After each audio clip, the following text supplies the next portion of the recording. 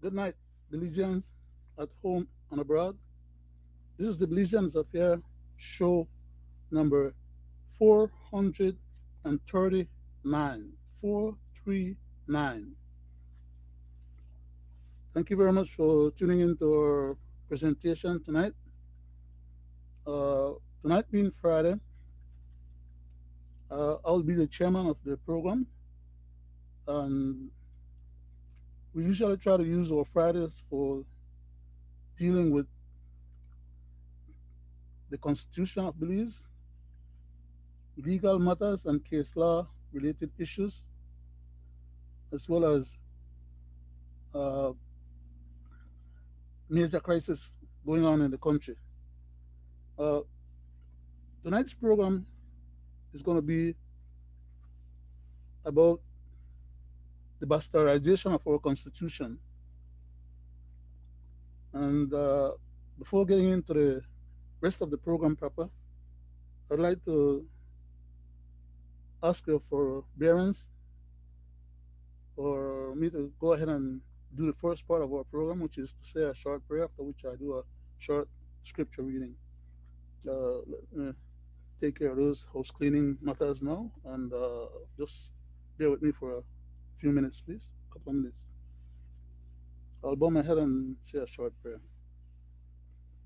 Divine loving Father, thou who art the creator of heaven and earth, and all that in them are, and who art our creator as well, we come before thy presence asking that thou would accept our humble expression of gratitude, first and foremost, for the privilege of life that thou hast granted us, and secondly, for the opportunity to still be alive today in fairly good health among our family members, friends, and loved ones. Please bless our country of Belize, its people and leadership. Please bless this country, its people and leadership as well. Please bless the rest of humanity, all those people who are in need of food and clothes and shelter, and those who are in worse situations, such as wars and rumors of wars and all other pestilence, such as earthquake, volcano eruptions, and tornadoes and hurricanes and many other natural disasters that we cannot handle on our own. We pray that thou mayest be merciful unto us. We pray, loving Father, that thou would bless this program tonight. I come with a heavy heart in regards to this particular program, loving Father, and I pray that thou would control my tongue, give me some semblance of ability to be able to speak truth to power. Thou knowest my state of mind, thou knowest my heart, my desire, my most secret thoughts, loving Father. I confess in thy presence tonight that I'm filled with vexation, and I pray that thou would help me to control my emotions, control my words, that whatever I say may it not be so egregious as to lose respect for the people that I'm trying to communicate with, and or the rightness and forthrightness of the program itself, loving Father. As I said, thou knowest my heart, my desire, my most secret thoughts. I cannot conceal that from you. But thou knowest that I'm approaching this particular program tonight with a level of vexation that may steal my emotions and may allow me to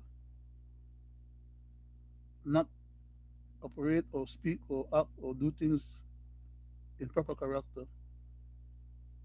Please help me to check my emotions while at the same time being able to be forthright and express with a level of contriteness and dedication to the bigger cause. I, I thank you, loving Father, for this opportunity to come before thy presence, and thou mayest bless each and every one of my family members, friends, and loved ones too. For us, these mercies in Jesus' name, amen. Thank you very much.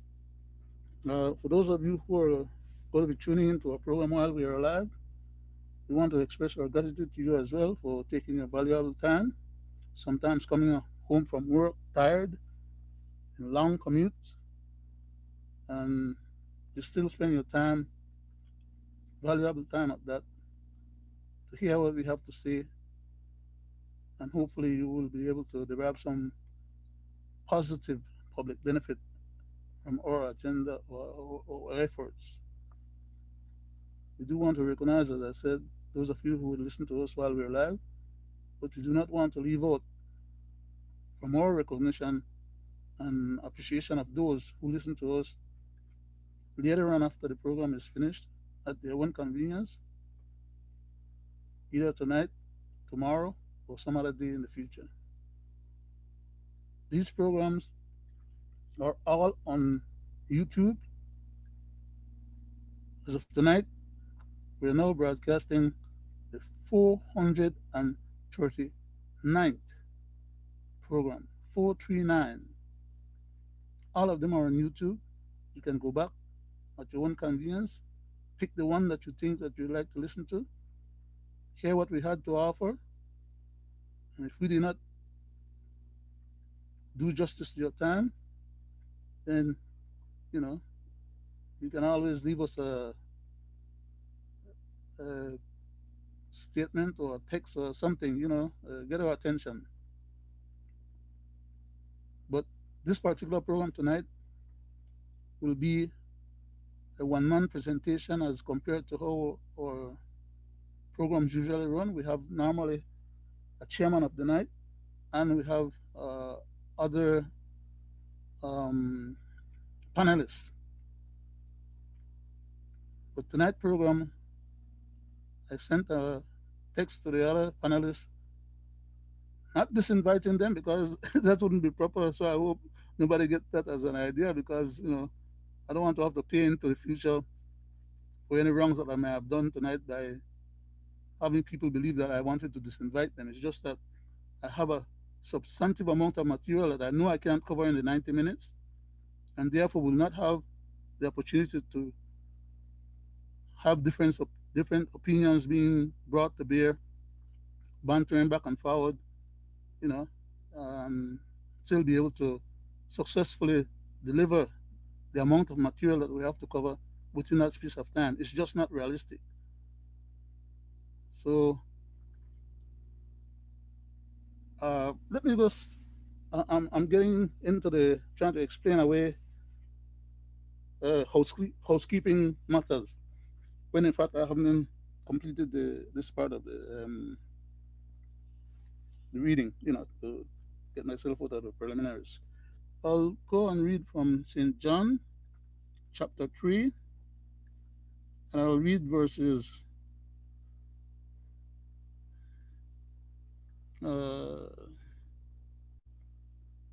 I'll go ahead and read verse 3, chapter 3, verse 3 of St. John, and it goes as follows. Jesus answered and said unto him, Verily, verily, I say unto thee, except a man be born again, he cannot see the kingdom of God. And Nicodemus, who was with Jesus at the time, said unto Jesus, How can a man be born when he is old? Can he enter the second time into his mother's womb and then be born again? Of course, that's not what Jesus was intimating. But normally I read a short passage. I'm going to read on a little bit more just for context. And verse 5 went on to say, Jesus answered, Verily, verily, I say unto thee, except a man be born of water and of spirit, as in the case of John the Baptist, who was baptizing people in the river Jordan, Jesus went on to say, that man, cannot enter into the kingdom of God. That which is born of the flesh is flesh, and that which is born of the spirit is spirit. Marvel not that I said unto thee, ye must be born again. Uh, that was up to verse 7. I'll not read further because it's going to take me into a whole other parable. And I want to stay with the concept of what I read just now. Uh, I did not pick that as a particular portion to read previously. I just opened the Bible and I picked out a passage right there that came to my vision, my face, whatever was available. I just took that on as my reading for the night. Nevertheless, having completed those two portions, I just want to say thank you to those who did not walk away and left us here, you know, dealing with the preliminary of our programs, because we know that there are people who come to our program and listen to our program who are not necessarily of our faith. And I, as an individual, do not believe that I have any right to discriminate against anybody else's faith because they do not believe or ascribe to the faith that I ascribe to. It's my personal perspective that God will be the judge of that because for all I know, I, I could be following the wrong faith or having the wrong faith.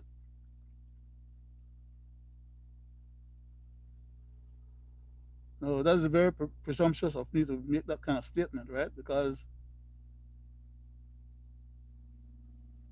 I believe in what I believe because of what I learned and what I understand.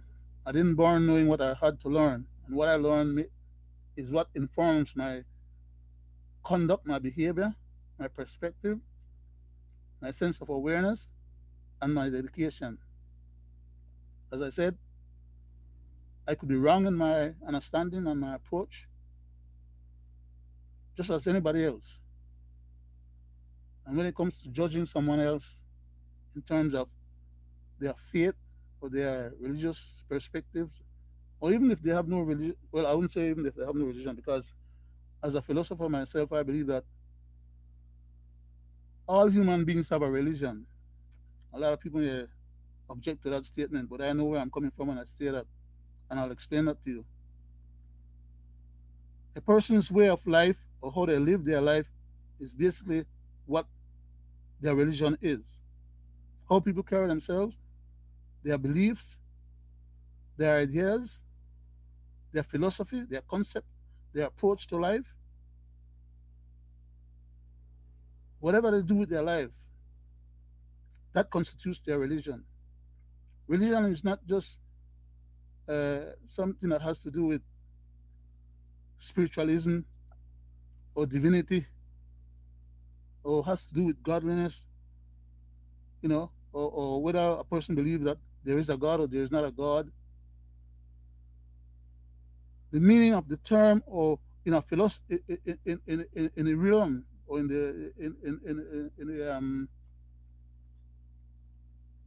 the context of philosophy, religion is the way of a person's lifestyle, or how they carry themselves.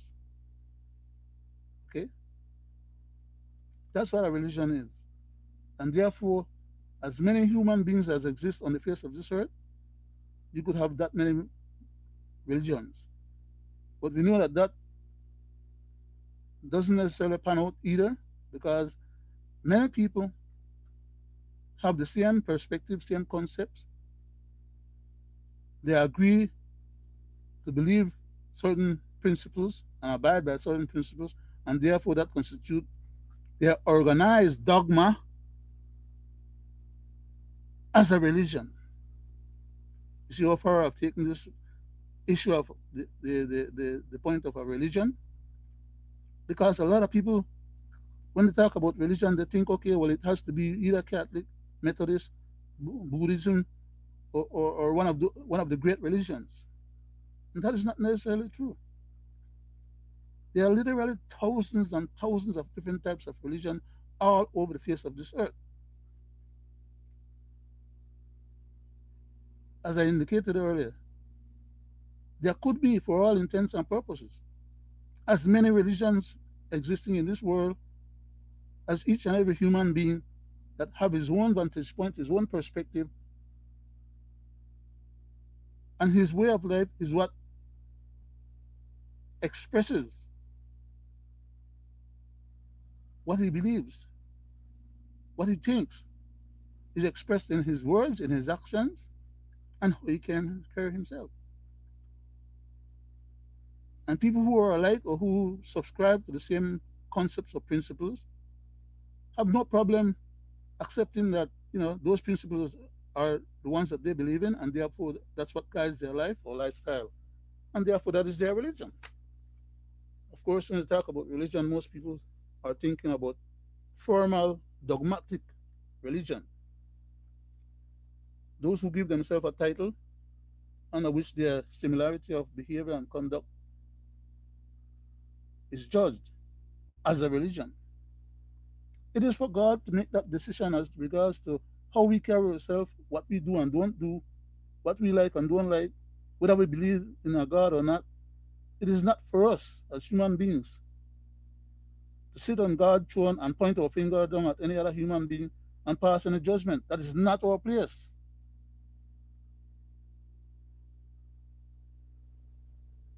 Anyhow, I don't want to get into religious. That is, I went too far for tonight's. I was just trying to, relate to the reading and point out why is it that some people believe in religion and others don't. And far from me to criticize anybody who claim not to believe in any religion, who claim that they're agnostics, or who claim that they're atheists, or who claim whatever they claim, or it's their choice. That's between them and God, or their God. Because I'm going to be funny right now and say this as well, right? Even the atheist holler for God when he gets into or she gets into a mega emergency or crisis. Oh my God, that's the first thing they holler, right? Of course, they say they don't believe in God. But anyhow, let me stop bantering with that because tonight's program is not about bantering, and which is why we're not presenting a program like we normally would do. I want to get back to the substance of what the program is all about for tonight, because as I said, I know for a certainty the amount of material that I would like to be able to cover, I will not be able to do so justifiably within 90 minutes. And part of my 90 minutes has already been running from the time the show started. So just let me get busy then. Uh, let's see. Oh, uh, please spare me a minute or so. Let me just launch the other part of this program. Oh, man, I just need to launch uh, the next portion, and there are other individuals on the other platforms that are listening to us or would like to listen to us or do listen to us. And if I don't afford them the privilege to hear it, if I don't turn it on and connect it up for them, and I can only do that once the program is running. I can't do it preemptively or ahead of time.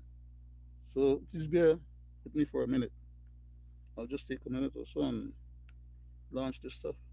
Then I'll be back to the regular program. Okay, let me see what is this. No,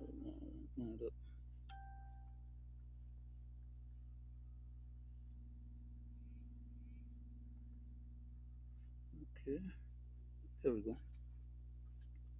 Um, okay, so I'll have to.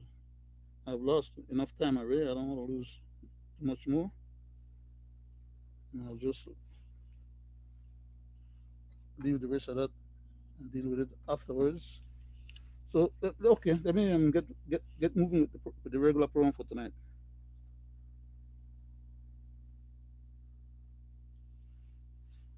My name is Leonard Brackett. As I said earlier, when I introduced the program, I'll be the chairman for tonight's program. This is a special program, and this special program is dedicated to our country of Belize, which is located in Central America, and to the people of my country as well. And This program is going to be dealing with the constitution of the country, the bastardization of that constitution by those whom we elected to serve us and take care of our governance affairs. And the end result, because we dared to trust them with that level of power, they saw it fit unto themselves to overreach and to try and usurp additional powers that was not granted to them or vested in them, or that they don't have any authority or rights to tamper with. But somehow or another, they believe that they have those powers, and even if they don't have those powers, it's not going to stop them from doing what they want to do anyhow. And for that, I come tonight with a heavy heart and a very troubled mind, because what I'm about to say or do during the course of this particular program is a must. I'm left with no alternative.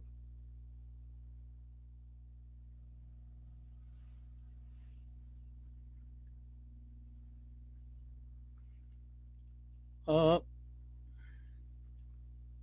let me read.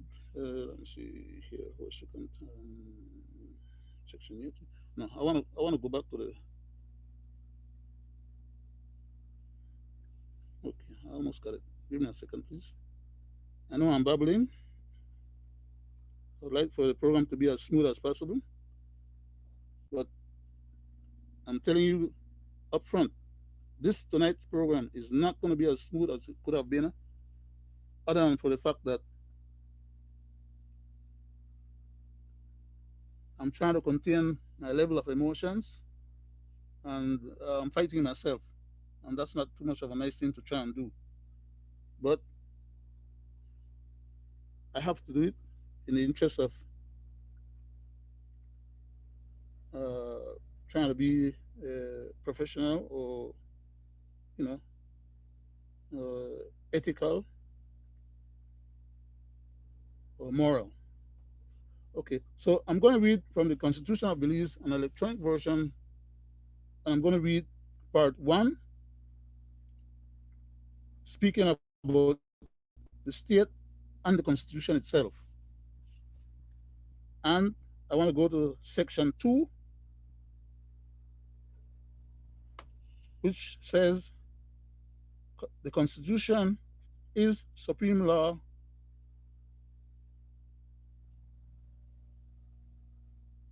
of the country or of Belize.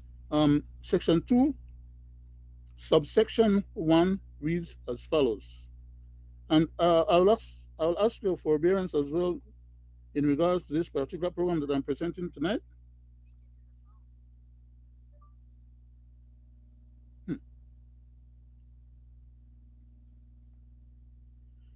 Uh,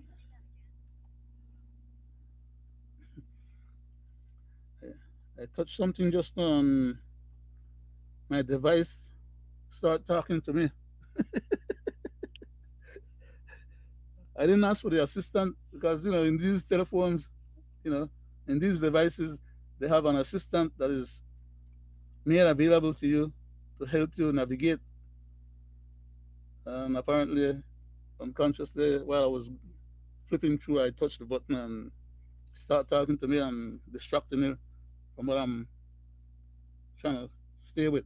Nevertheless, let me just stop explaining what's going on in the background and why I kind of like not disappeared off the scene, but kind of got flabbergasted, right? And uh, so I'll read from the Constitution of Belize, section 2, subsection 1, and it goes as follows. And why I stopped a second just now is to say or to ask or to implore those of you who are listening to tonight's program, please bear patience with me and please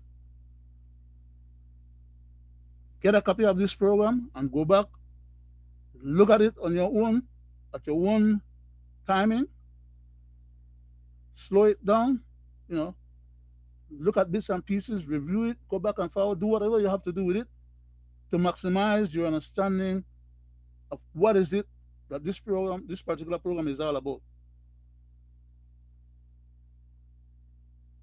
We have some major issues going on in the country right now, which will bring about additional, much more major or bigger issues. And I'm trying to get ahead of the process. Please try to understand as much as you can about what I'm talking about tonight. If you don't get it all tonight, don't worry. As I said, this matter is on YouTube. Go back, grab it, right? All you got to do is remember the particular number, which is 439, and look at it or deal with it at your own timing. I don't expect that everybody will have a copy of the Constitution. I don't expect everybody to understand and know what is in the Constitution. We have already done those surveys. We already recognize that 98% of our local Belizean people, both at home and abroad, have no idea what the Constitution is all about in terms of what it contains, what could be changed or couldn't be changed, or what should be changed and what shouldn't be changed. You know, the Constitution is a living document, but we have a bunch of people that we hired to run our government that is about to try and eviscerate the Constitution. In other words, they're trying to overthrow the system of governance. They want to grab powers beyond their current reach and use those powers to keep themselves in power, probably, under a dictatorial system for the rest of their lives. Some people are aware of what's going on, others are indifferent. They might be aware, but they could care less, Or some other people just feel like, well, they feel defeated. They feel like there's nothing else they can do. They just have to just roll with the ball the way it is. I'm getting into trying to implore to the public to please take serious this particular program tonight. And I don't know what other words or how else to express or say it in order to instigate an interest.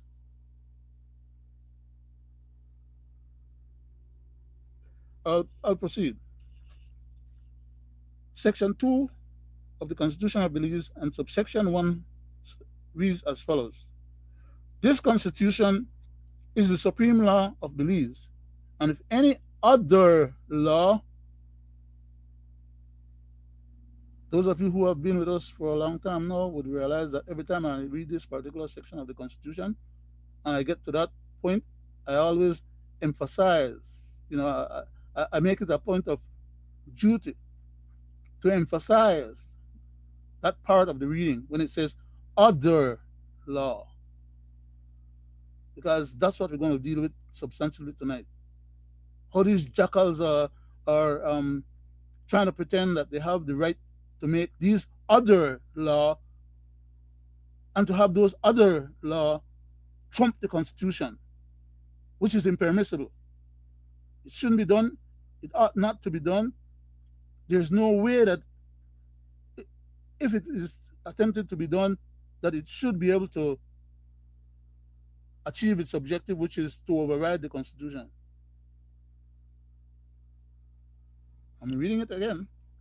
This Constitution is the supreme law of Belize, and if any other law is inconsistent with this Constitution, that other law shall, to the extent of its inconsistency, be void. In plain simple English, in other words, what it's saying is that the Constitution is the supreme law, and if any other law that is not the Constitution itself, which the lawmakers are entitled to make within the bounds of the Constitution, if any other law is made outside of the bounds of the Constitution, then that other law, to the extent of its inconsistency, is null and void. It does not have the support of the Constitution. It does not have the constitutional authority or power vested in it because it violates the Constitution. It's ultra virus to the Constitution. It's not made within the bounds of the Constitution.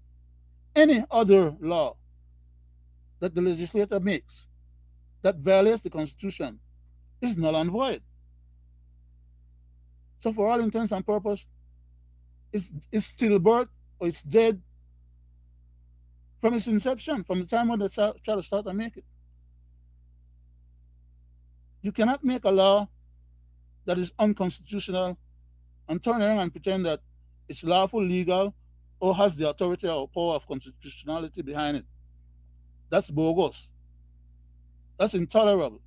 Only jackals and hyenas and scofflaws and people who have no respect and regards for their own oath that they swear to the Constitution, to uphold the Constitution, and to have fidelity to the Constitution. People who operate and behave in that type of manner or type of way should not be trusted with your governance.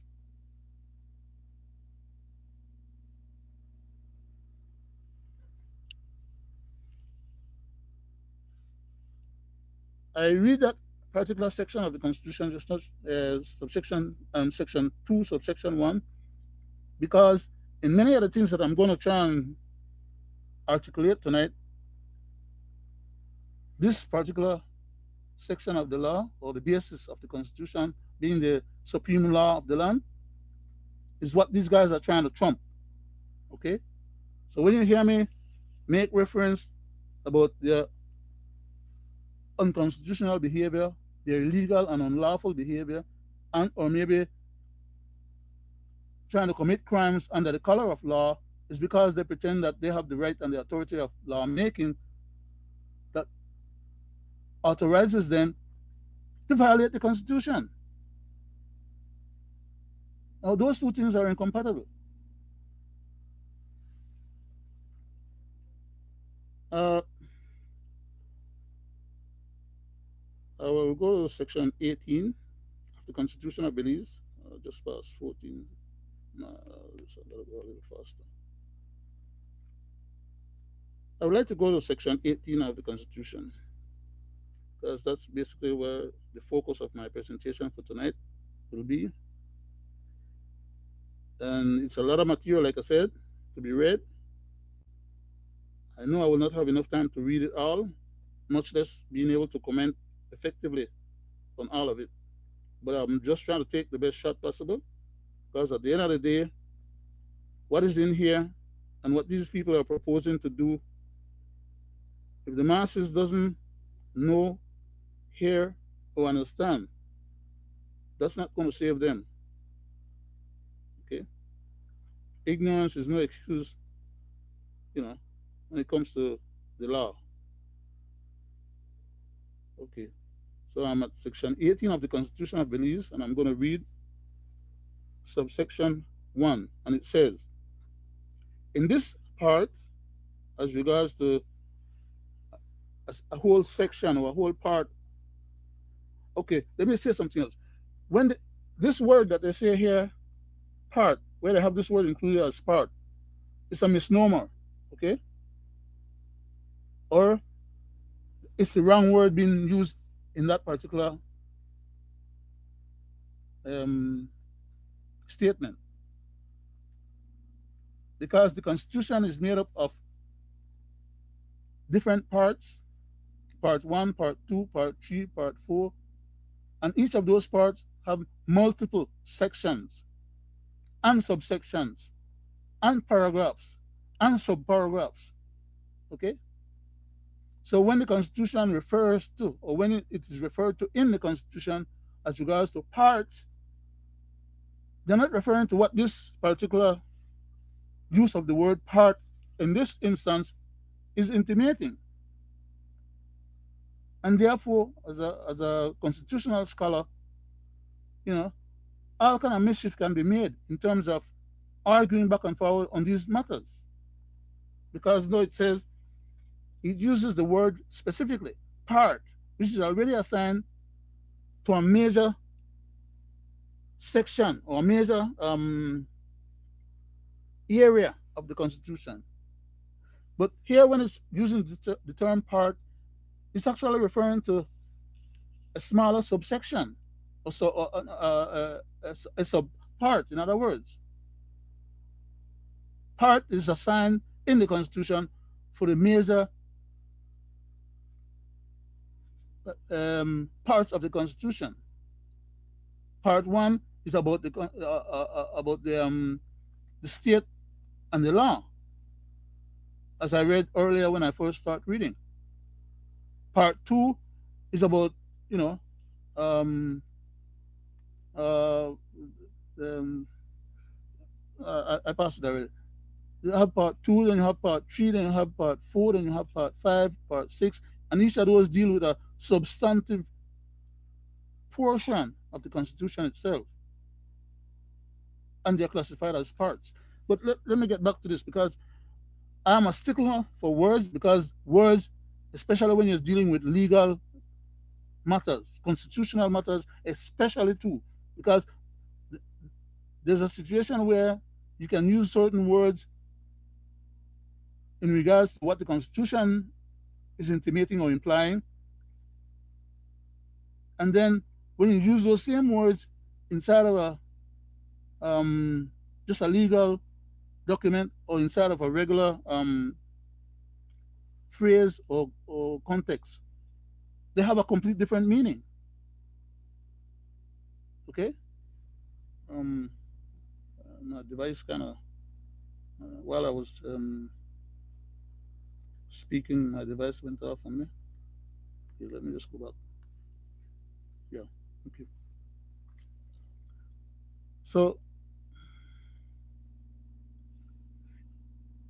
it started as in Section 18 of the Constitution of Belize, subsection 1. It says, in this part,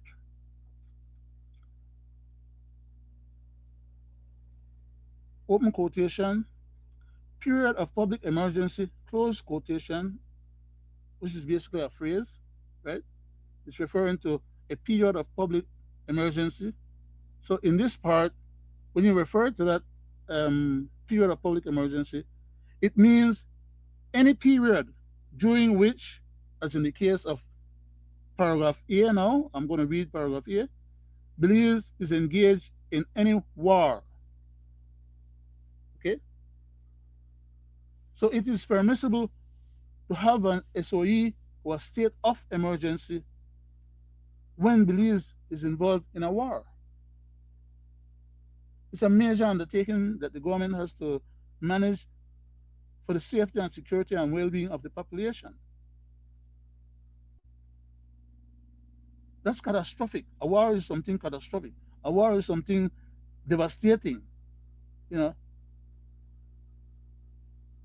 having a state of emergency for a war is not the same as having a state of emergency so that the police can have policing powers, which is already given to the police, for them to go and arrest a civilian. So in other words, there's no need for a state of emergency for a police to go and arrest a civilian, is my point. But these onerous people are trying to overreach, and they're trying to create, besides the Constitution, which is the supreme law of the land, they're trying to create a statutory instrument, which is, for all intents and purposes, a document that the minister writes out some kind of idea that comes out of the back of his head or from his side pocket or wherever. And he wants that particular statutory instrument, or SI as we call them for short, to be used to control, for management purposes, a particular issue or a particular department. But when he goes and write an SI, that SI has to fall within the bounds of the Constitution, because he cannot, a minister cannot and does not have any powers above that of the Constitution. No man is above the law, and the Constitution is the highest supreme law of Belize.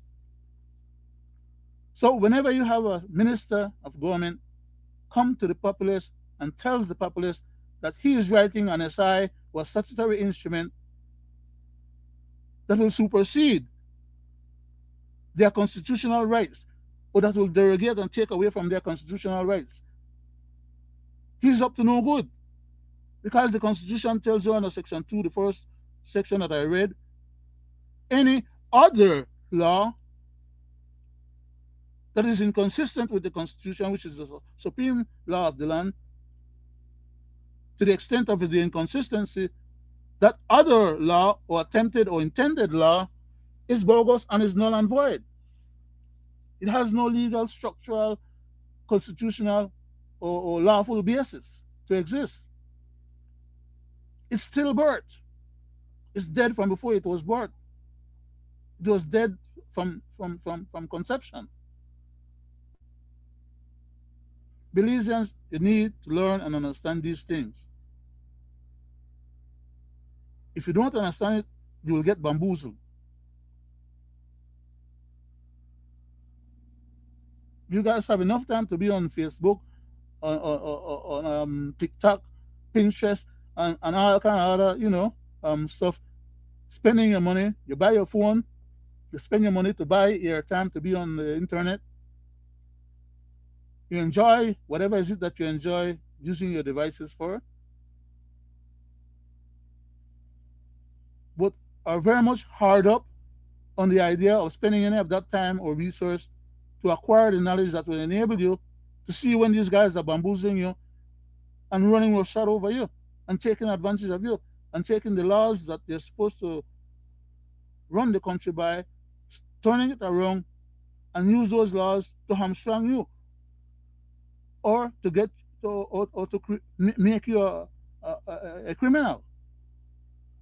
Because if they go and make these bogus laws and you violate those bogus laws, they're not going to tell you that, well, you're not supposed to suffer no consequences because you violated a bogus law.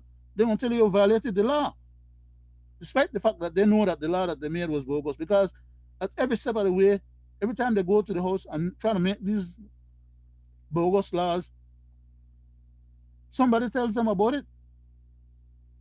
And a lot of them in cabinet are lawyers.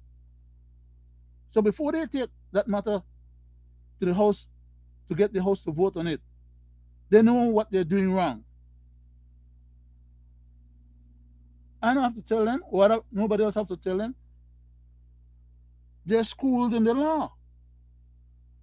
They know what the Constitution says and what it means when it says what it says. Our Constitution is not a 1,000 pages or 10,000 pages or some voluminous stuff that, they should be able to retain. It's 100 and odd pages. They should be able to retain most of that in their head and know when it's being violated and avoid having to violate it. But these jackals that we have, they deliberately violate the laws. Why? Nobody can bring them to account. So they do what they want, and if you get hurt by it, tough luck.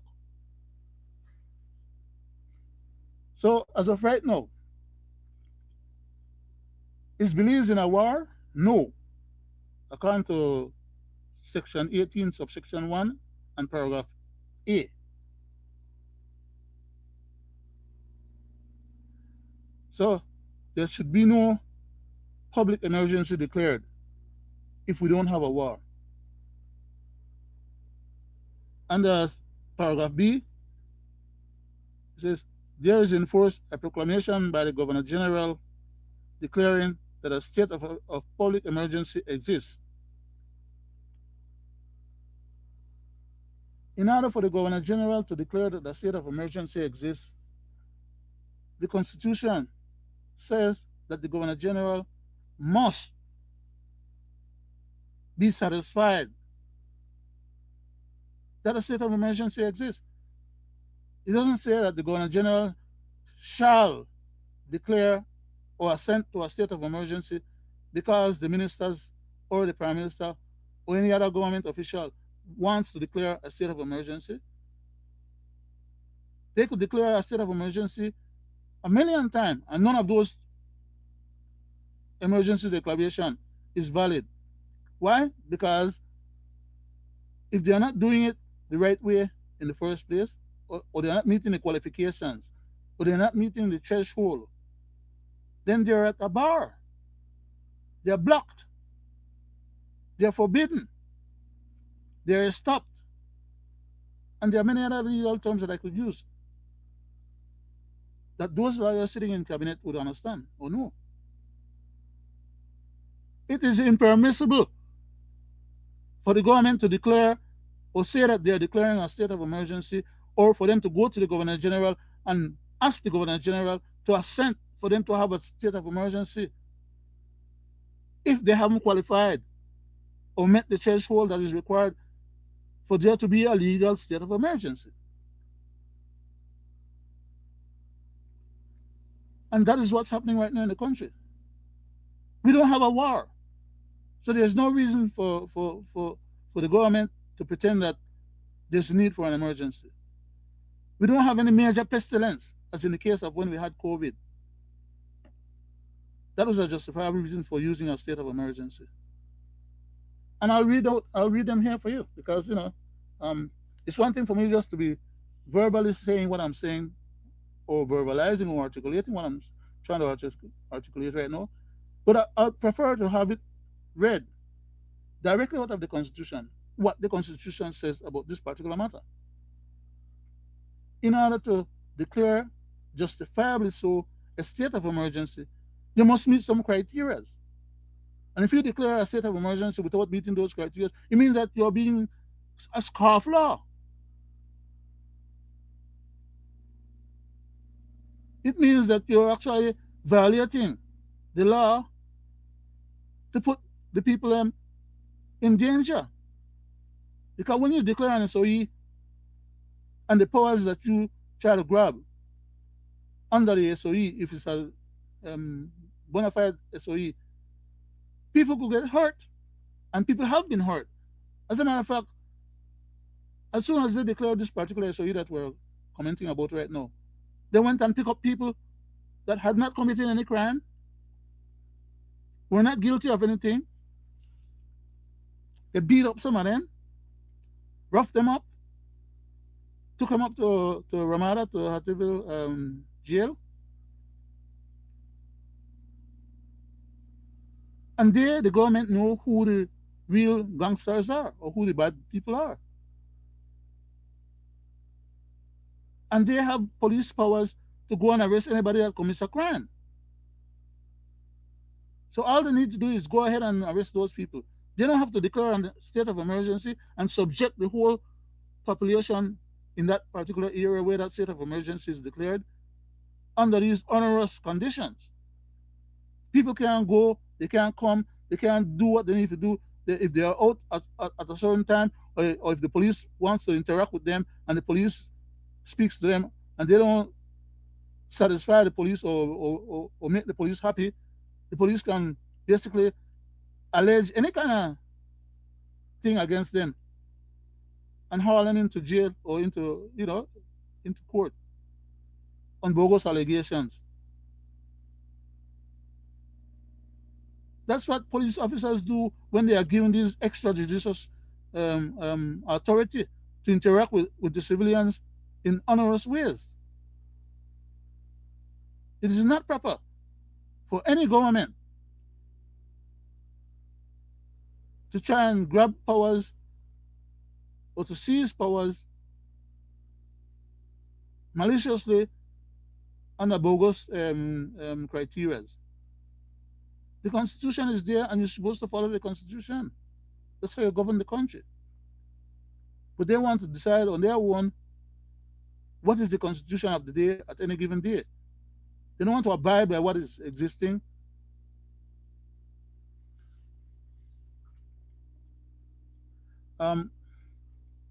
Another section B says, or in the case where there is enforced a proclamation by the Governor General declaring that a state of public emergency exists, And in order for the governor general to declare that, she just can't willy nilly or capriciously de- um, declare a state of emergency. She has to make sure that she is satisfied that a state of emergency is needed. And the Constitution tells you how that satisfaction is made. It's not something that, well, somebody tells her, well, I would like to have a state of emergency, or I'd like for you to just declare a state of emergency. The person has to come to her with the evidence to substantiate and satisfy the documentation as a basis. But what these guys they do is the governor general doesn't have constitutional lawyers to help her decipher the constitution, other than the attorney general himself, who works for cabinet. So she's getting bamboozled at every step of the way. The advice that's provided to her, on which she acts, and then she go ahead and sign these things. She needs to be satisfied. That's what the Constitution requires. That's what it says. She must be satisfied. They must prove to her that there's a true basis for a declaration to be made or to be assented to. And then she goes ahead and assent to it. The way it's working is like the Prime Minister could just pick up his phone and tell the Governor General, you know what, I need an SOE. And he sends his Attorney General over to the Governor General to get an SOE issued or assented to.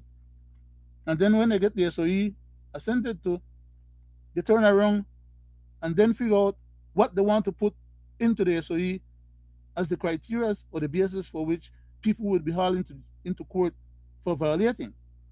That matter should be taken fully written out to the Governor General so she can read it, understand what it is implying before assenting to it. She shouldn't be giving them no blank check for them to go and fill out how much they want to put on the check to cash. That's not how business is operated. That's not how government business is operated. And I don't think any individual, including the Governor General or the Prime Minister or any other individual, would run their checkbook that kind of way. Just pull out a leaf from the checkbook and give it to any person that they were, that they're interacting with, or that they need to pay a bill to, and tell the person just write in whatever they want to write in. And that's what these guys do to the Governor General, because that's what they did with statutory instrument 49 to get the Governor General initially to assent to this bogus SOE. And then they went and created SI number 50 to fill in the blanks. A bunch of them need to go to jail instead of trying to use that to get other people to go to jail or put other people in jail. They themselves need to go to jail. Let me go back to the Constitution and focus on the part that I was reading just now. As regards to the third category for the Governor General to assent to a state of emergency, that's what the SOE is abbreviated as. SOE, state of emergency. Okay. And under paragraph C, it says, when there is in force a resolution of the National Assembly declaring that democratic institutions in Belize is threatened by subversion. Now, who in Belize can tell me that any democratic institutions in Belize is being currently threatened by subversion, which then would justify or necessitate having a state of emergency? There's none. And I'm going to read some other categories, right? Just bear with me. Under paragraph, under section 18, subsection 2, it reads as follows. And I think I need to move a little faster with this reading because, like I said, it's a big subject, a lot of material, and all the extra commentary that I'm doing in order to clarify the wordings in here or to contextualize them. It's taking up extra time. It goes on to say under subsection 2, the Governor General may, by proclamation, which shall be published in the Gazette, declare, that is, the Governor General may declare that a state of public emergency exists for the purposes of this part. That word come back again when it talks about part. We're still within the same section 18. And we have read at least 3 or 4 different paragraphs already that are all within this same part that they're referring to.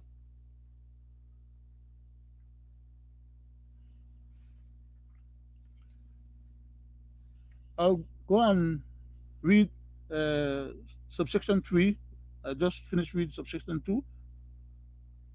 And there's going to be some references now under subsection 3 as regards to subsection 2 that I just read. But let me just read subsection 2 over again for clarity, further clarity. It says, the Governor General may, comma, by proclamation, which shall be published in the Gazette, may declare that a state of emergency exists for the purposes of this part. And it goes on to say under subsection 3, a proclamation made by the Governor General under subsection 2 above, which I just read 2 times, of this section shall not be effective, okay, unless, and I'm going to go ahead and explain the unless. But remember, even though the Governor General signs or assent to it, if they who are proposing these state of emergencies are not meeting the criteria, it means then that the state of emergency is faulty from the get-go. Okay? So you can have a state of emergency declared that did not meet the threshold. It means that the state of emergency that would be declared under that particular condition, it would have been faulty. It would have been an incomplete, or it would not have met the criteria. And you have to meet the criteria for it to become legit. A proclamation may be made by the Governor General under subsection 2 of this section, which I just read above.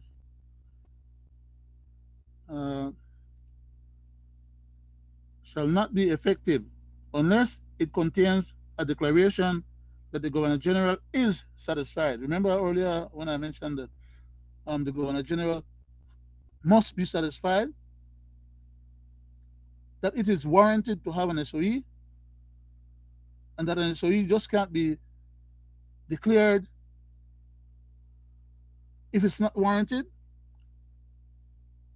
Because under SOE, what they are attempting to do is abrogate your various rights and to exculpate themselves from committing crimes against you under the color of law. In other words, to empower them to override your rights.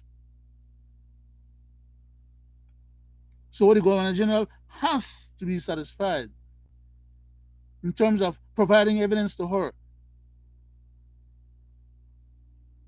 She don't become satisfied according to the Constitution just because they asked for it, and that makes her satisfied that because they asked for it, she should yield.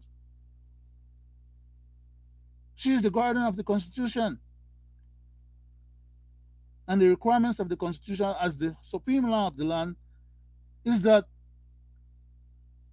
the Constitution, to the extent of it being violated, when it is violated, it speaks for itself, and it says whatever they are trying to do by violating the Constitution is null and void.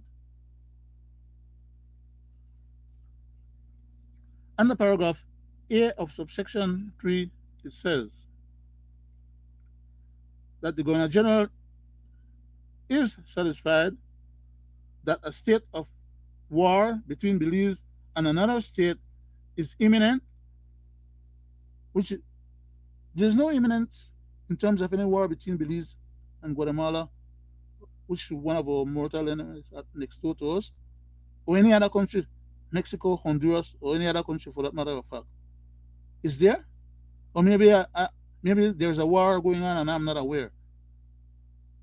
Nobody in Belize could tell me that there's any war going on right now in Belize, which necessitates or justifies the request for a state of emergency.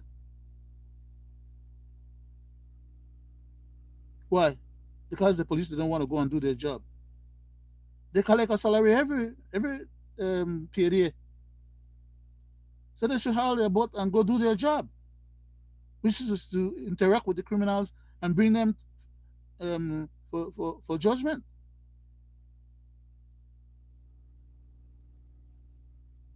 It doesn't say you have to go and declare an SOE or state of emergency and inconvenience the whole population and put the whole population under duress and or expose the population to them becoming lawbreakers by you putting laws that are onerous and unconstitutional, and then turn around and victimize those people because they break that unconstitutional law. You deserve to be penalized for breaking the supreme law of the land. But yet you want to come with bogus laws that are inconsistent and unconstitutional and take away people's rights or violate people's rights or beat up people on the street as the thuggish police officers are currently doing. They come like Gestapos, right? Or like stormtroopers. And because now, according to them, they're operating under a statutory instrument that, according to them, is supposed to trump the Constitution, which is a no-no again. And they want to use that statutory instrument, whatever was put into the statutory instrument, to exculpate the police officers them from the crimes that they're committing against unarmed civilians. Go figure.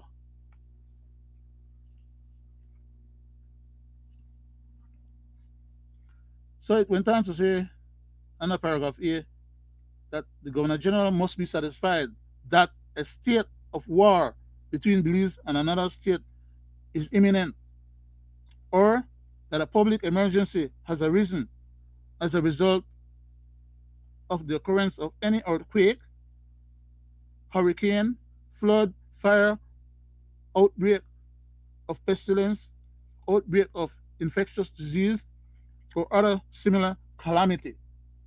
You hear what justifies a state of emergency? Calamity.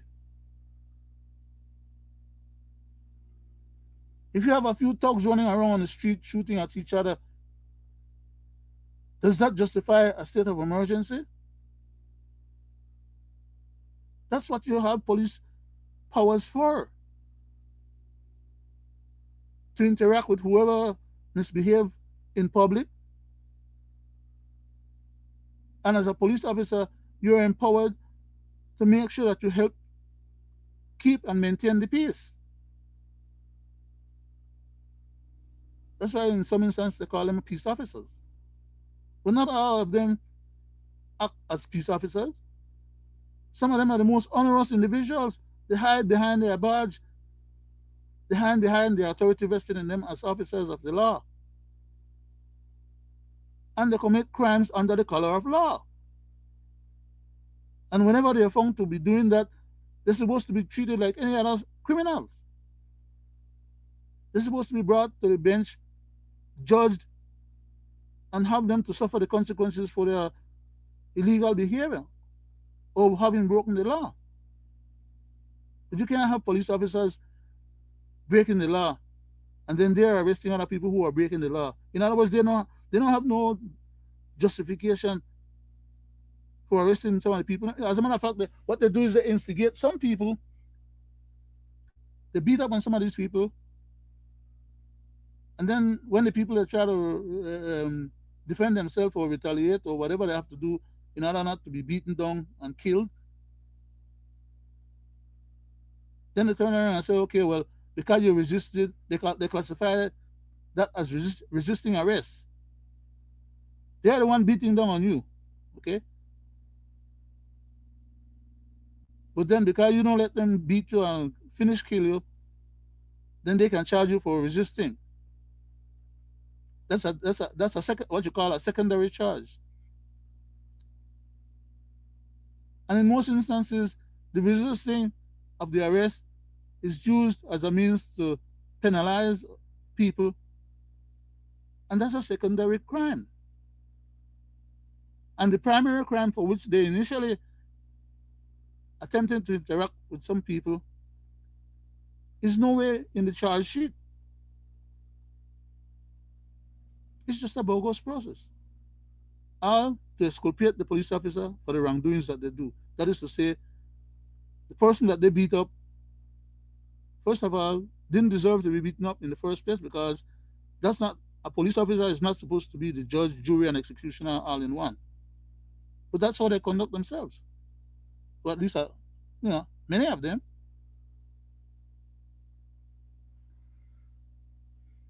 My time is running, and I'm not making the progress that I need to make with the amount of material, and I'm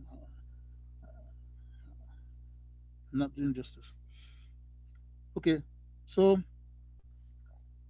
unless there's some calamity occurring, there's no real justification for a state of emergency. A state of emergency is normally when you want to get control of something that is out of control, but that is too beyond the regular police powers. And whenever you're going to have anybody come to you as the public and honorously put you in a situation where you become a lawbreaker, or they instigate for you to become a lawbreaker so that they can deal with you as a lawbreaker, then that's a switch and bait. They come into you with malicious intent. Uh, as regards to paragraph B, let me read that quickly and see if I can move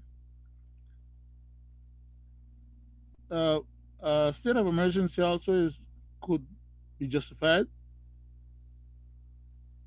if they can convince the Governor General that action has been taken or is immediately threatened by a person or a body of persons, that is, for example, a subversive group wanting to take over any of the government departments or the government itself, of such a nature and on so extensive a scale. See, this word extensive here as a qualifier is explaining to whoever is asking for an SOE that the situation has to be almost out of control in terms of the calamity, the extensiveness of the scale. That is to be likely to endanger the public safety or to deprive the community or any substantial portion of the community of supplies or services essential to life. Then you declare an SOE. But you can't hide behind the fact that you have a couple of knuckleheads running around shooting at each other. And you want to penalize the whole society for that? You might as well don't have a police department then. And you might as well not pay them, because they're only collecting the money on the false pretext. And that itself is another crime. That's obtaining funds on a false pretext. I go on to read subsection 4 of section 18, and it says, a proclamation made under subsection 2 of this section which is when the Governor General makes a proclamation, okay? It says, may be made so as to apply only to such part of Belize as may be specified in the proclamation itself, in this subsection called the emergency area, in which case regulations made under subsection 9 of this section shall, except as otherwise expressed, provided in such. Uh, uh, oh, it went off. I'm sorry. Okay. Um, every once in a while, if I don't keep the device active, it goes off on its own. In which case, regulations made under subsection 9 of this section shall, shall, except as otherwise expressly provided in such regulations, have effect only in the emergency area. So, even when you have a state of emergency, which would be legal, you're still guided by what you can and cannot do and to what extent. It's not arbitrary and capricious power vested in you to just commit any kind of crime that you want and then you're exculpated because you're committing that crime against the civilians under a state of emergency.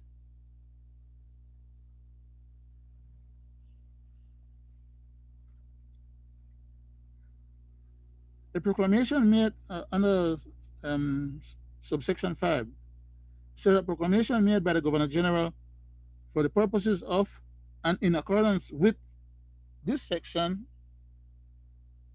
as in regards to paragraph A, it says, shall, unless previously revoked, remain in force for a period not exceeding 1 month. In other words, if the Governor General gives a writ, if she is satisfied, remember there's a requirement for her to be satisfied, right? And the way how you satisfy her is meeting the threshold. The threshold is stipulated in the document, in the Constitution here. You must have a calamity or catastrophe.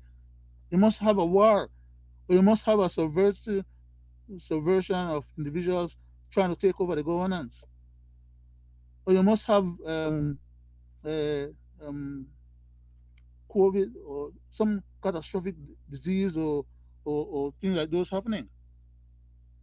You do not go and ask for an SOE just because you want to have one, so you could have all that extra power vested in you, so that when you commit crimes against the society, there's nothing the society could do because you have extrajudicial powers. That's what these jackals are after. And I can explain to you a little further on what they're playing around with right now. What they're trying to do is to get the people used to being under martial law.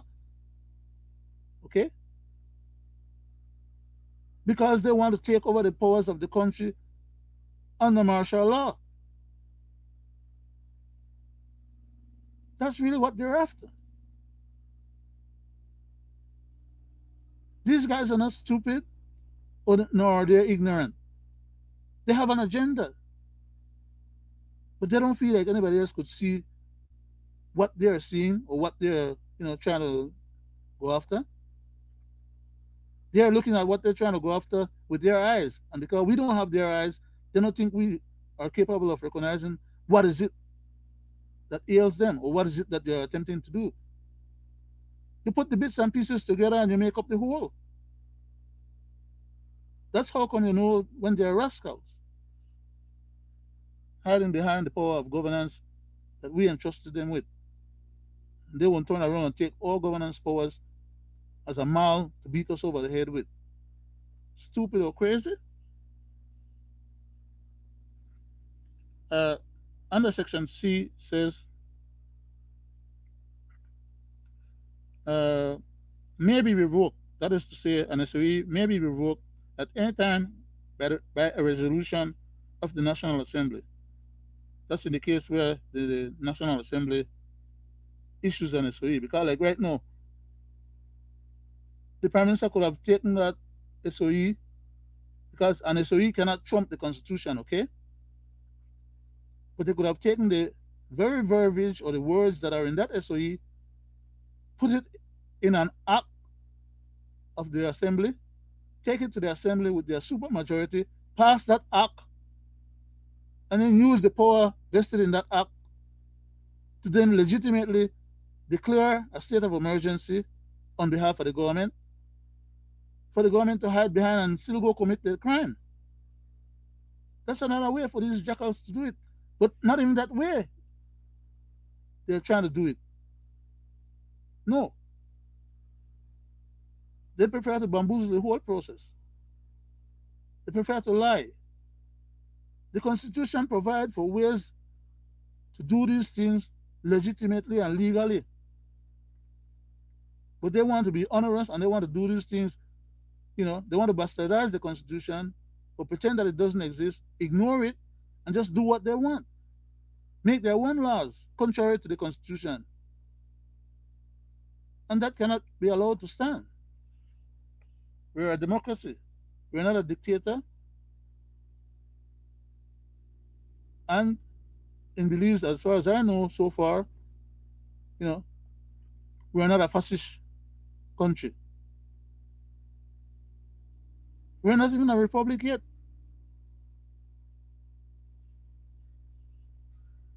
I want to read subsection 6. I think we have 9 sections in this. Just a minute. I think we have 9 sections in this. No, there's 10. Yeah, there's 10 sections, 10 subsections in this section 18. Okay. So let me go ahead and read number 7.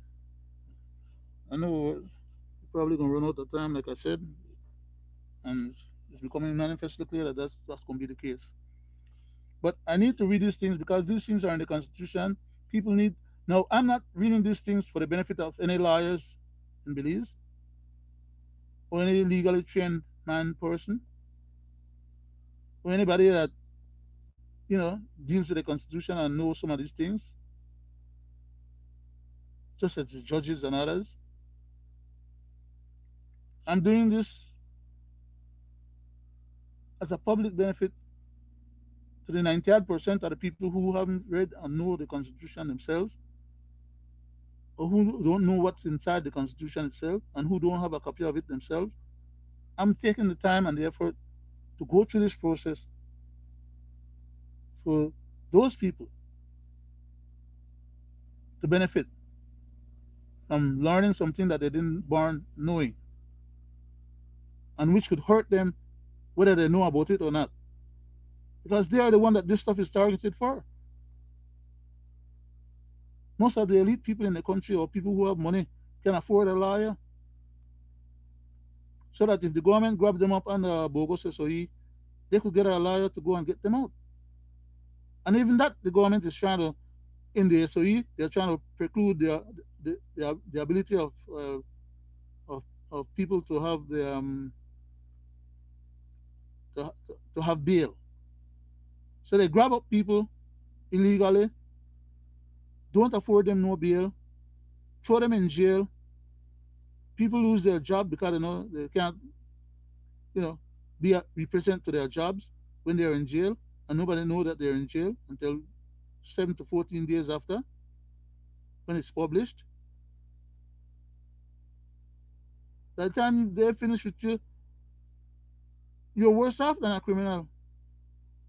The penalties and the different hardships and things that you go through, all for what? Bunch of criminal. Anyhow, I need to finish with this stuff. The time is getting away from me. Under section 18, subsection 7, it reads, for example, where a resolution of the National Assembly for the purposes of subsection 1 above, paragraph C of this section, and a resolution of the National Assembly extending or revoking Any such resolution shall not be passed unless it is supported by the vote of two-thirds of the members of the House of Representatives present and voting. I'll speed on to number 8. I won't comment on number 7. I'll just speed to try and read cover some more of the material, right? Under subsection 8, it says any provisions of this section that a proclamation or resolution shall lapse or cease to be in force at any particular time is without prejudice in regards to the making of a further such proclamation or resolution, whether before or after that time. And paragraph 9, not paragraph 9, subsection 9 goes on to read during any period of public emergency, the following provisions shall have effect. That is, that if they reach the bar, if they qualify to get the emergency, then they still have these things that they have to comply with. Okay. So first, okay, you have two different issues in the issuing of an SOE. First, they have to qualify to and show to the and convince the Governor General that they have a legitimate reason that meets the threshold of a major war or a major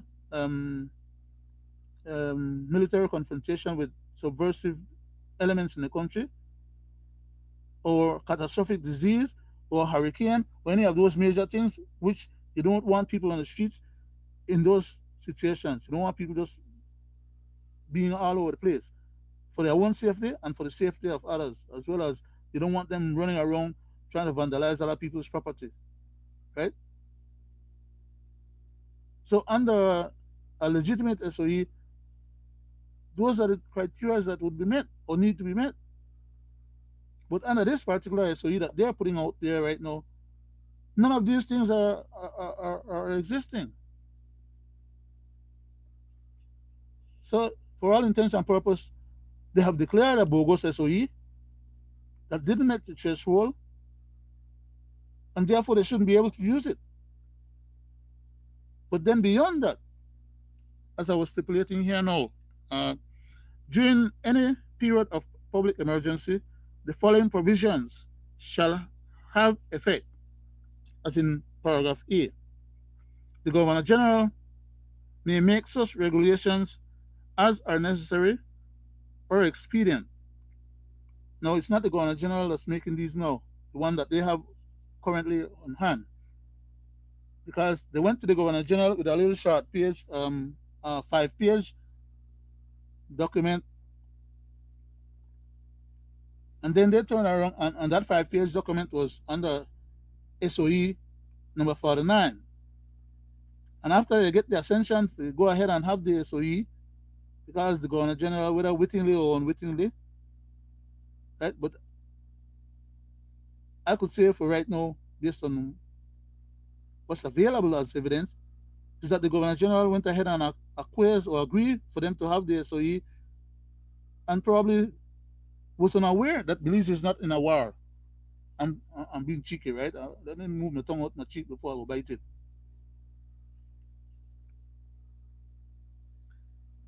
Any such regulations, okay, I didn't read the whole of that just now. The Governor General, under paragraph A, the Governor General may make such regulations as are necessary, which is already being done by the SI, which the minister is putting together, right, before they go to the Governor General. So they contravene this requirement here, right? It's not the Governor General staff or legal advisor that determines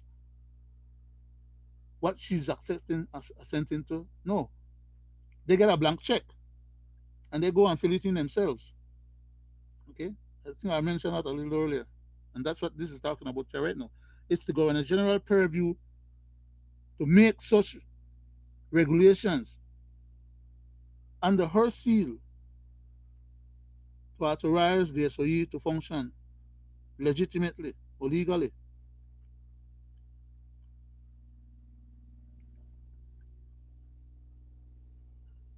Or uh, expedient for securing public safety, the defense of Belize. Again, when I talk about the defense of Belize, I'm talking about the same thing that I keep repeating over and over: a calamity, a war, a devastation that they can't handle, that the regular police force is unable to handle. Are you telling me that the police force can go and arrest anybody in Belize? That's the power that is authorized to them, to arrest any potential anybody that is alleged to have committed a crime and to take them for trial. So why do you have to include the military, the BDF, the Coast Guard, the police, and now you're giving police powers to the military as well, to the Coast Guard and to the BDF? Are you telling me that you don't have enough police power and enough police to go and arrest a couple of guys? Okay, even if you go ahead and do all of that, which is onerous in the first place, but let's say you do all of that, why do you have to declare an SOE to get that done?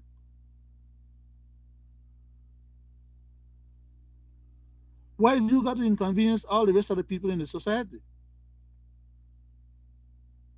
Why do you got to expose them to the chicaneries of the police, of those stormtroopers and the G13 and all of them that, uh, all they know to do is to beat them on women and children and unarmed civilians? That's all they do.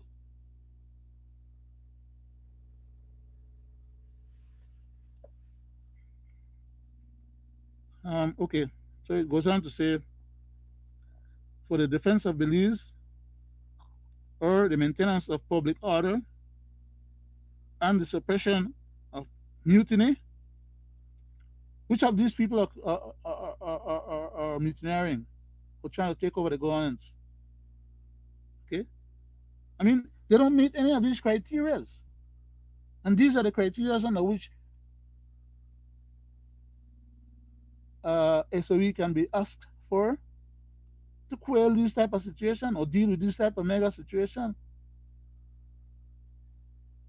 Um, a rebellion, a riot, and for maintaining supplies and services essential to the life of the community. That is, for example, in case where a mutinous group or some military, paramilitary group inside the country is trying to take over the country from within and is cutting off food and things from reaching to the population, and therefore they need to exert other extraneous powers in order to combat the military people in. That's not happening in Belize. All they're going to do by declaring state of emergencies and acting the way they're acting is they're going to scare the tourists, which is the number one industry in the country. And all that's going to do is make it harder for people to make a living, or for the government to get taxes, or for the government to get money to pay for the wage bill or to run the government. Bunch of idiots, man. But anyhow, I go on to read this next paragraph. Paragraph B. Any such regulations may empower such authorities or persons as may be specified in the regulations. That is, that the regulation dictate, as I said earlier, what they're going to be allowed to do, how they're going to be allowed to do it. They just can't go there and interact with the public in onerous ways, beating down people as they're doing. And then they're going to say, okay, well, you can't sue them because it was under an emergency order, and therefore, whatever happened under the emergency order, you know, If they had to beat up on you or do whatever they had to do, then tough luck for you. Bunch of crazies, man. And it goes on further to say, uh, regulations to make orders and rules for any of the purposes for which such regulations are authorized by this subsection to be made and may contain such indicate incidental and supplementary provisions as are necessary or expedient for the purpose of the regulation. And that is what they went and create after they got the permission on um, statutory instrument number 49. They then went and did what this is specifying here under paragraph B. Add all those extra stuff, okay? And then declare that to be statutory instrument number 50 to enable them to do all the different things that are listed there, more than a couple dozen, of which are all violative of the Constitution and derogation of people's basic human rights and civil rights and inalienable rights. Why should they have to be so onerous to want to tamper with all those things gratuitously at that? And then to be able to do so without any penalty or consequence to any such behavior. That's the type of stuff that causes countries or people to revolt. That's where some revolution starts from. By the so-called leaders of the country who conduct themselves in these kind of messed up ways. And people are hurt, and people want to get a reprieve from the hurt, and they turn around and they start hurting back people who hurt them. But with these kind of plenipotentiary powers, the police officers feel like they're immune. And they go out there and they create more mayhem because nobody checkmate them, or no superior officers stop them. As we saw the other day when the other officer was choking the young man trying to kill him. None of the other officers around that was standing around watching him do that stopped him from doing that. He was committing a crime. Those officers could have arrested him. But instead, what they do, when people were complaining about what the officers was doing,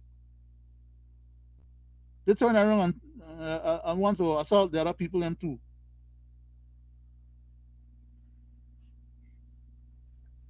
Anyhow, um, I'm at the point where I should end my program, and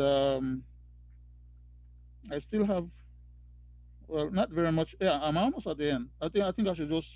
I would ask you, the public, to just bear with me. Let me just run through the rest of this quickly.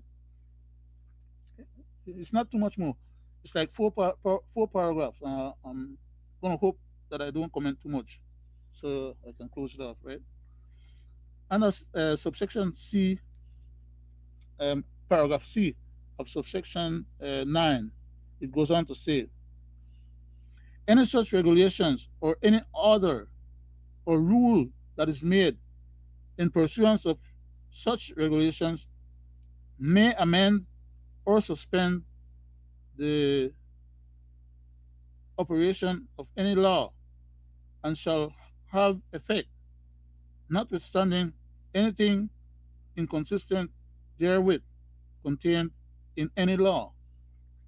Now, remember when I need to comment on this. I said I shouldn't or I wouldn't have commented, but I need to comment on this because earlier when I read section 2 of the Constitution in the beginning of my constitutional citations and review, I mentioned and I asked and I was hoping that people would remember that particular part of the section 2 where it says other law. You remember when I was telling you that I like to emphasize that particular point?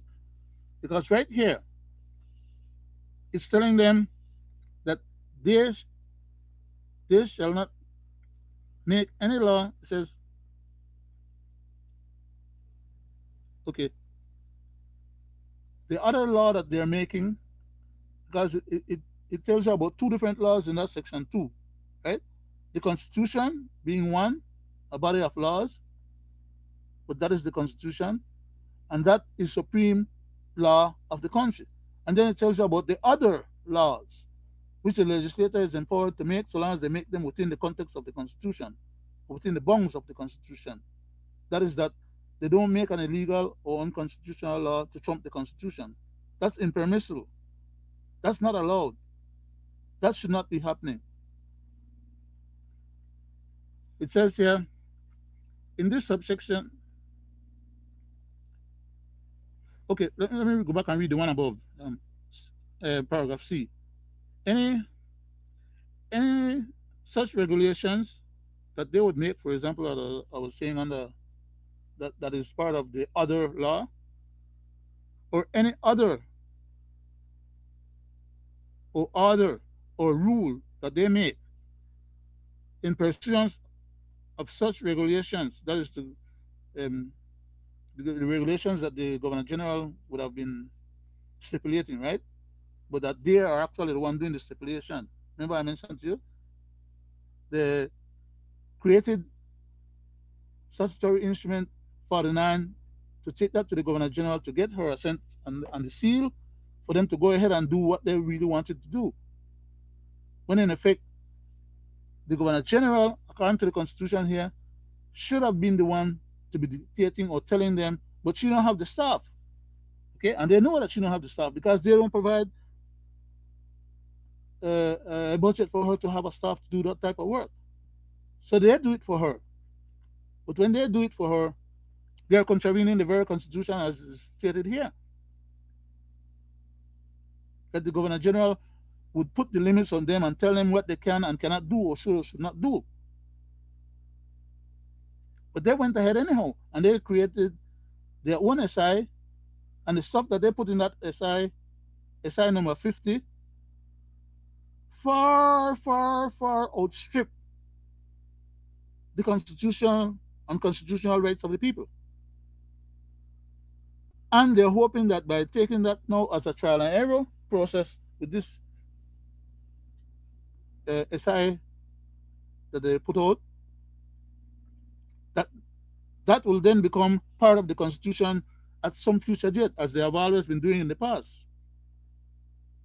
Okay? What they do is they create these bogus things, they keep them there, and later on they incorporate them into the body of the Constitution itself when they do revisions of the Constitution. And then those bogus, illegal, and onerous rules and regulations and orders that they make then become part of the Constitution for future generations to have to deal with, when in fact it should not be there in the first place. But that's how these jackals roll. I want to go down to says the operations of any law and shall have effect notwithstanding anything inconsistent therewith contained in any law. And D, in this subsection, it clarifies what law means. When they're making all those statements above about laws, it goes back to clarify and to explain what section 2 is talking about when it says other law, which is why I always emphasize that other law issue, right? Because the other laws cannot trump the Constitution. That needs to be understood. So I'll go ahead and read D, paragraph D. It says, in this subsection,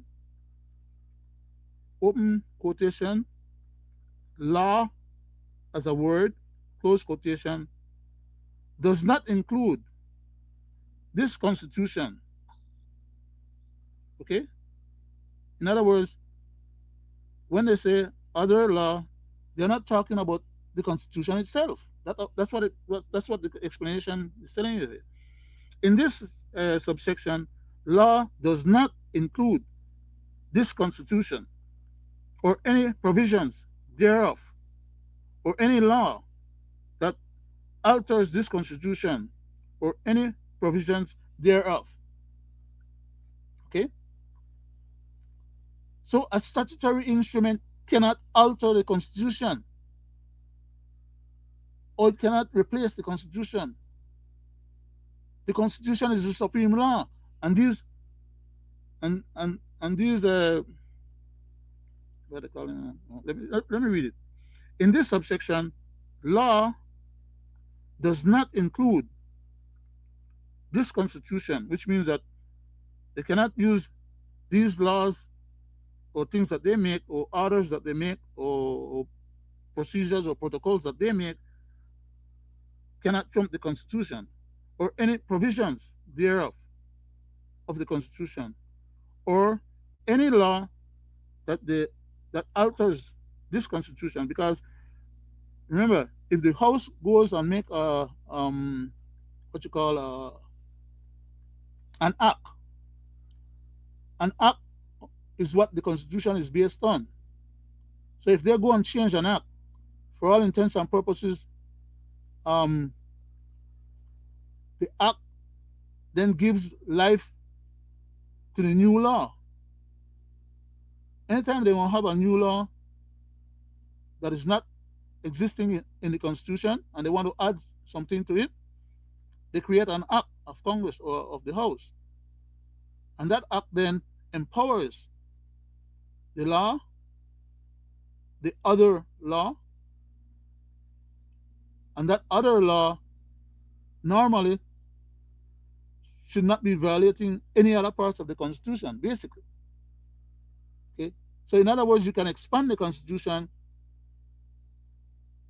but you cannot, there are certain portions of the Constitution that you cannot eviscerate or write out of existence. We have dealt with those in the past, in terms of case laws, and I've shown you guys, or shown the public, where the judges had declared those as well. And we'll be dealing with more of those eventually. I'm far beyond my time, and I was right at the edge where I almost finished, man. Please bear with me. I'll take another few minutes here and just close this out, so we don't have to. But I just wanted to get to this D again and remind you that when it talks about law, there are different laws, right?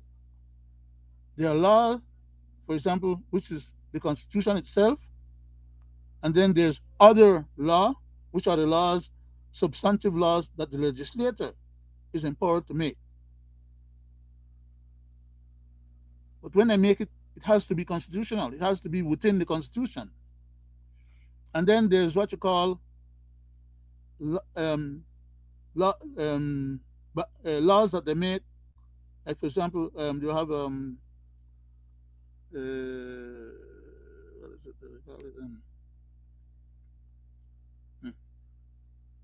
Like orders and rules and regulations. Then we have the police department regulation. You have the ministry of this regulation. Each ministry have a different kind of regulation, that they operate with. But those regulations must comply with the Constitution. Otherwise, they're null and void for all intents and purposes, as the Constitution under Section 2 stipulates. Let me read out the last part of the thing then, right? Let me make it a little larger so it's easier for me to read.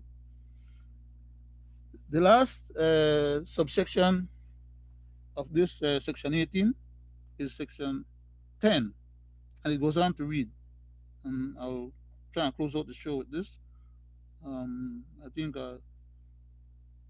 I wanted to make some additional comments, and I wanted to bring in some other information into the show, but I knew it wasn't going to work out, and I'm just trying to do the best I can right now under the circumstance, and maybe at some future date, I will promise to bring up some more of the material and deal with those again. But let me just close this out because, like I said, I'm beyond my time. I don't want the show to shut down on me. Subsection 10 of Section 18 goes on to say, nothing contained in or done under the authority of any law, including any regulations made under subsection 9 of this section, shall be held to be inconsistent with or in contravention of Section 5, 6, 8, 9, 10, 12, 13, 14, 15, 16, or 17 of this Constitution. Okay, and I would beg to say that at this point, okay, let me just finish read out the whole thing, and then I'll come back and try and take a 1 minute shot at clarifying what was in the back of my head just now. So just let me finish with it. Or 17 of this Constitution, to the extent that the law in question make it makes in relation to any period of public emergency provisions, or authorizes the doing during any such period of anything that is reasonably justifiable in the circumstance. That is, whose reason is going to be used to determine what is justifiable in any given circumstance when they are empowering the police officers them as individuals to go out there individually and interact with the public with impunity. And we have seen how some of these crazy Gestapos they operate. And we have seen how their bosses relate to them. That they say that they have um, internal what they call it, where they discipline their police officers when they misbehave, so that people don't have to take them to civil court. But they fail to do any disciplining. As a matter of fact, they promote some of them. As a matter of fact, they send some of them out there to go and do political jobs for them, and then turn around and promote them. So the whole system is stink from the head to the toe, because it's corrupted and it's being made worse and worse as time goes on. Um, and they're talking about uh, being able to violate Section 5, Section 6, Section 8, 9, 10, 12, 13, Section 14, Section 15, 16, and 17. Basically, all our fundamental rights. And that's what these jackals are after. I keep repeating that because I get the impression that most people hear what they hear, and for the moment or the instance, it makes some sense to them what they're hearing. But when these jackals are playing us and are bamboozling us and are lying to us and pretend that they have powers to derogate our rights, first of all, they get a bogus SOE. They declare a bogus SOE. So from the get go, they're not they're not acting with any honor or any kind of goodwill towards the citizenry. And then secondly, when they go and implement the illegal and bogus SOE, which is one, implementation, one, they acquire the ability to say, well, they have one issued to them, and then two, under that SOE that is issued, they acquire the ability to be able to go out there and commit mischief and mayhem on people. So in the implementation portion, they still commit crime. Okay? So for all intents and purposes, they get the declaration of the state of emergency for them to go out there and justifiably commit crime without any consequences. The last idiot that played that kind of nonsense on me, okay, going way back in '76, was made an example of, okay, and the judge turned around and lecture his butt and chase him out of his court, okay, because they're honorous people. They keep violating the laws, and because they are supposed to be lawmen, they feel like they're above the law and they can do whatever they want to anybody. That's why a few of them got shut up the other day. People are getting tired and fed up.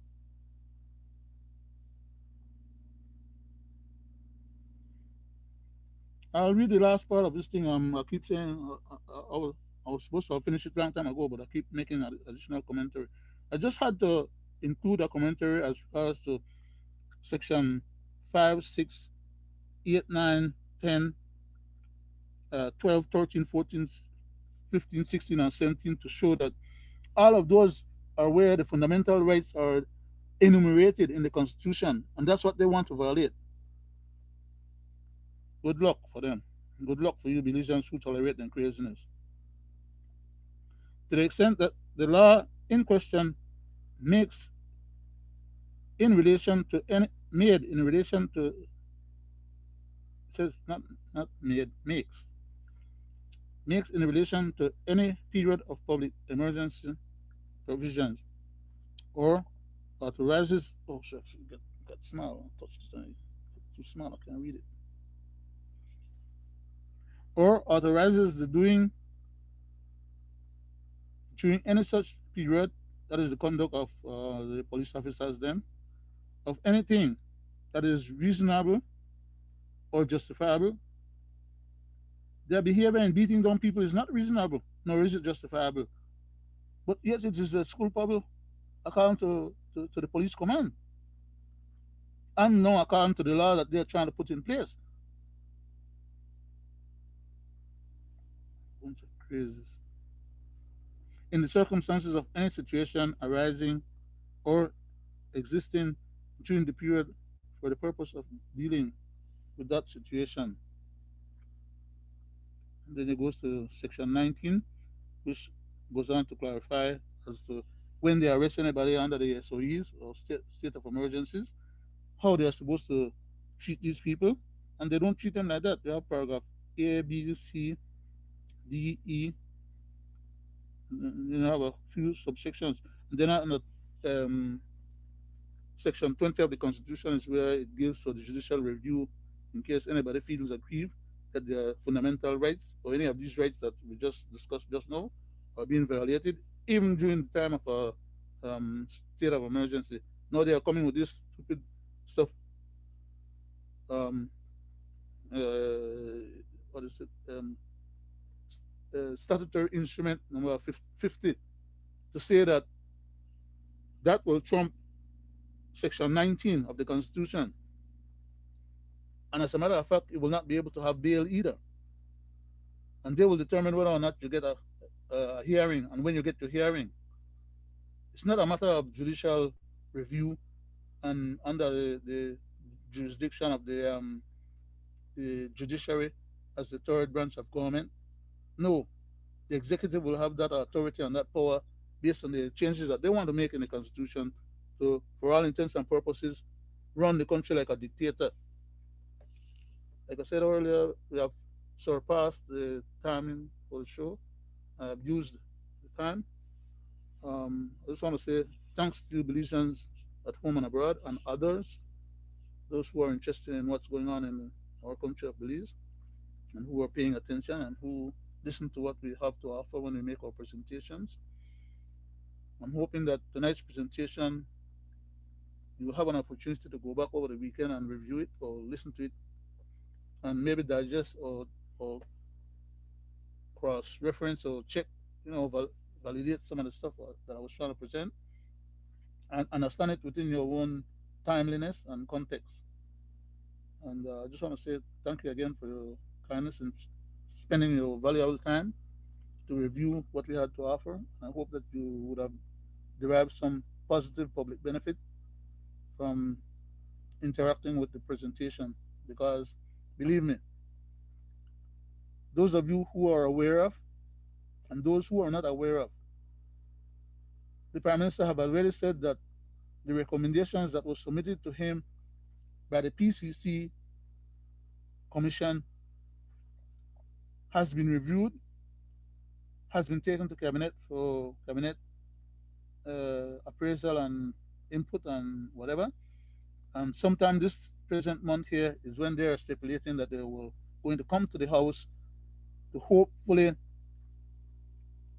put it for a vote in the House without the people know what the hell is being represented in their name in regards to eviscerating the existing constitution in lieu of whatever is it that they're chasing after currently. When in fact, the people, they should have come to the people to get the acquiescence of the people, because what they're doing is usurping power. What they're trying to do normally under the constitution that we currently have and the system of government that we currently have, they should have had to come to the people with a plebiscite to get those reserve powers and authorizations from the people as to whether the people is in agreement with making the wholesale changes that they're trying to make, and that the people should have had the opportunity to weigh in and discuss these matters before they go and make it into law. When they go and make it into law, according to them, they expect that it will be constitutional, which I'm saying constantly it will not, because the constitution has already deemed and declared that anything that is unconstitutional and to the extent of its inconsistencies is null and void, then it's still birth. They're wasting their time according to the rules if we're in a society of rule of law. But according to them, as a bunch of gangsters, it's what they decide becomes the law. We'll be looking forward to seeing you again on Monday, hopefully, when the other chairman will make his presentation. We're on this platform on Mondays, on Wednesdays, and on Fridays. And we deal with just about any and everything that has to do with Belize and Belizean affairs, as well as other issues. Tonight, we dealt with a bit of constitutional issues in regards to the comportment of our current government, and they're trying to bamboozle the people into believing that yet another SOE that they're implementing is not unlawful, illegal, or unconstitutional. When we've been telling them so for all the previous SOEs that they did, only for them to go to the court and have the court tell them the same thing we have told them.